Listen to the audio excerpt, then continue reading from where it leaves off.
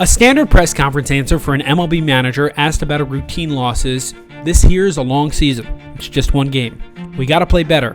Yada yada yada." But sometimes it isn't just one game. In the postseason, a manager's legacy is truly on the line. Sometimes men are forced to watch as everything they've built up over 162 games falls apart in front of their eyes. Sometimes, no matter the team colors the manager is wearing, they appear cursed. Wherever they go, the curse follows them, and the teams they manage always find a way to come up short. Today, we're going to focus on 3 managers who seemed cursed for 20 plus years. 2 overcame their demons, and 1, despite coming within inches of his goal 3 separate times, never could. These are MLB's cursed managers. Please subscribe to Baseball Heirlooms so I can keep making videos like this. Go down the list of winningest managers in MLB history, and you have a list of baseball royalty. Casey Stengel, Connie Mack, Philip Seymour Hoffman. All men have won a title. You have to get to number 14 to find the name of someone who never won it all. He never even made a World Series. That man's name was Gene Mauch. Gene Mauch was an overthinker. He loved small ball and lit a fire under his team's players, and always worked hard. Over 26 MLB seasons managing, he grinded out wins and losses and always earned the respect of his players. But Mauch was cursed. Ooh. 3 times he came inches away from the World Series, and 3 times his teams inexplicably collapsed.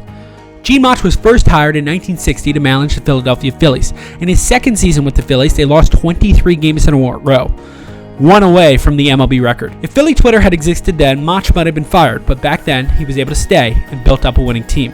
In 1964, baseball was a 16-team league with 2 8-team divisions, the American League and the National League. At the end of the year, the best team in each league made the World Series. For almost all of 1964, that team in the National League looked like it would be the Philadelphia Phillies. With 12 games to play, Mauch's Phillies were up 6.5 games on the St. Louis Cardinals for the NL pennant. The Phillies front office was already selling World Series tickets. On September 21st, Chico Ruiz stole home against the Phillies in extra innings, and the Phillies lost 1-0. They then lost 9 more games in a row. On the last day of the year, the Phillies were eliminated from postseason contention. Mauch was distraught, and 4 years later, he was let go as manager of the Phillies.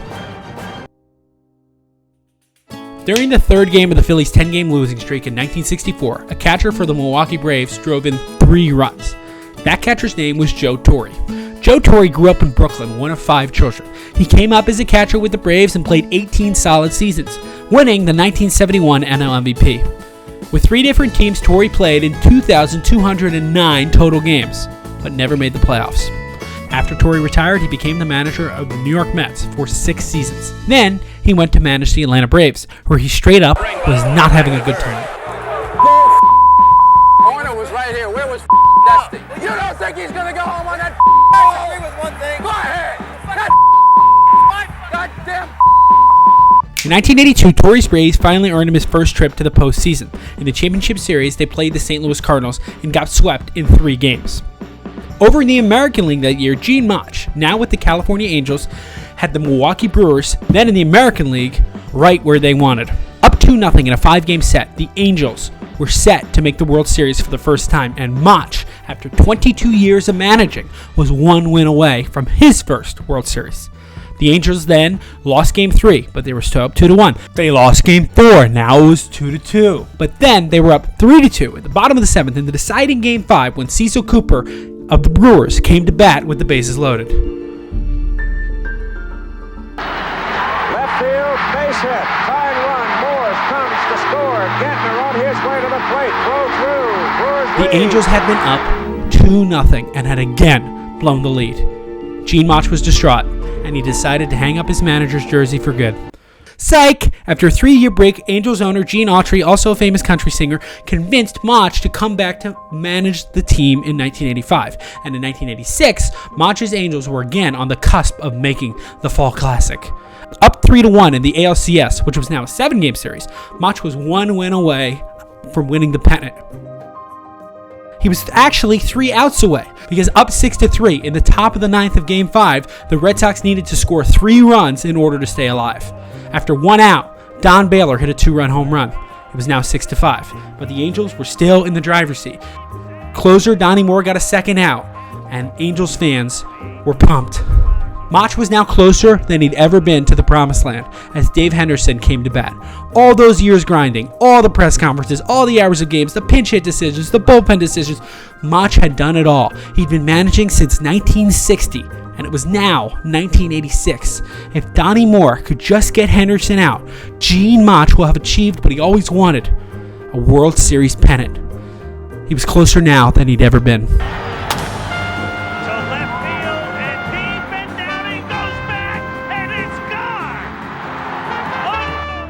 It was the closest he'd ever get. The Red Sox won this game and then the next two in Boston, making it to the World Series, where nothing bad happened to them. Mauch only lasted one more season and called it quits. He is widely considered one of the greatest managers ever to never make or win a World Series. For the Halos, or as us baseball fans like to call them, the Los Angeles Angels of Anaheim, even though they only play in Anaheim, they don't play in Los Angeles, but they still call themselves Los Angeles and sometimes call themselves Anaheim, or sometimes Los Angeles of Anaheim. 86 would be as close as they ever got to the Fall Classic, until they made it for the first time in 2002. The Angels faced off against the San Francisco Giants, and their manager, toothpick enthusiast, possible tax evader, creator of the high five, Dusty Baker. Remember that Joe Torre rant to the umpire? He was talking about Corner was right here. Where was Dusty? Well, that Dusty was Dusty Baker, who had a solid career as an outfielder on the Los Angeles Dodgers and other teams over 18 seasons. He really did invent the high five. I'm not making that up.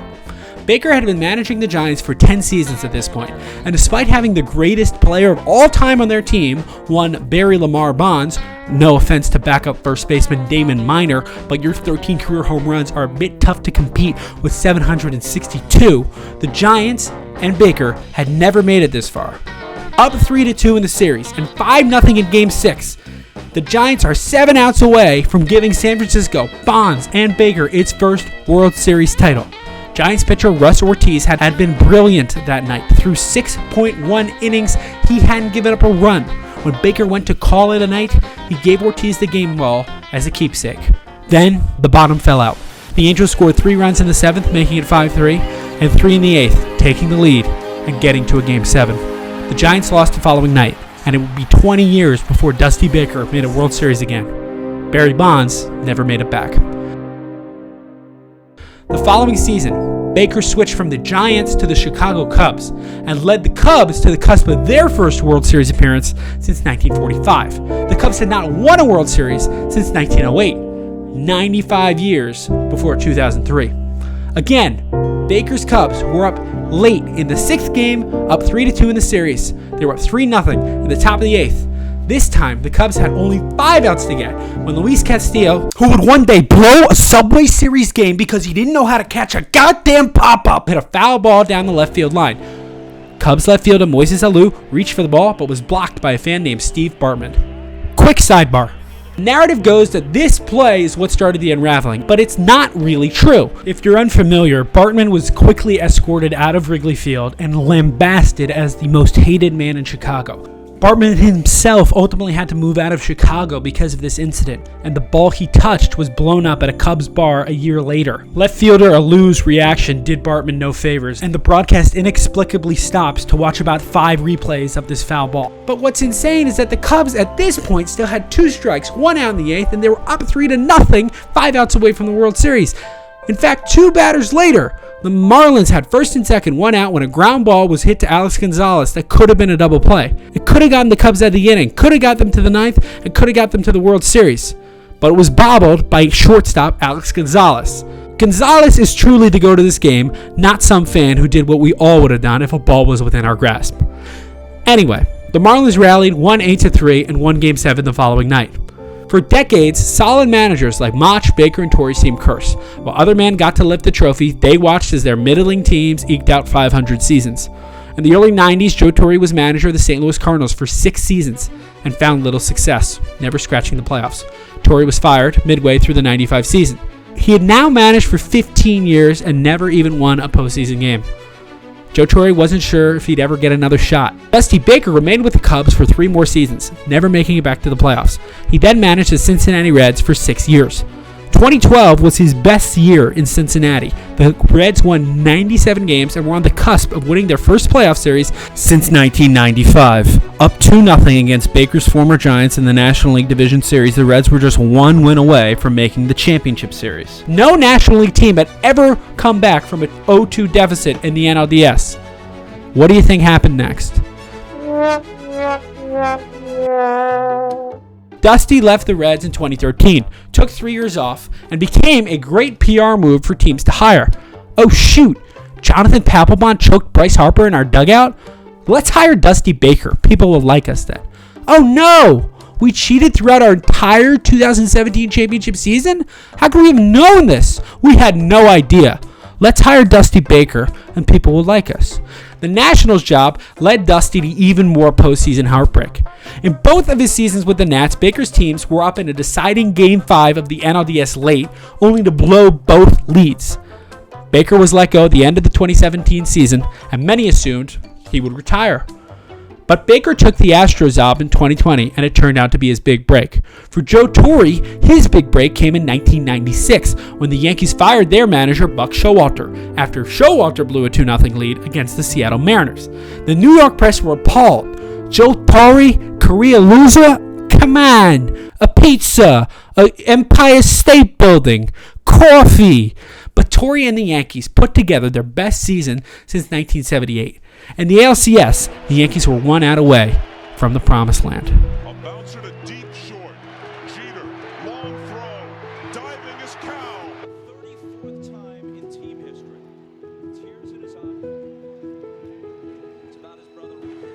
Always striving. Joe Torre had played or managed in 32 MLB seasons, and he was finally going to the World Series. For Dusty Baker, his second World Series came in 2021, where the Astros lost in 6 games to the Atlanta Braves. In 2022, after managing over 3,800 games over 25 MLB seasons, Dusty Baker finally got his moment in the sun. Kyle Tucker, this time they finish the job. The Houston Astros, world champions.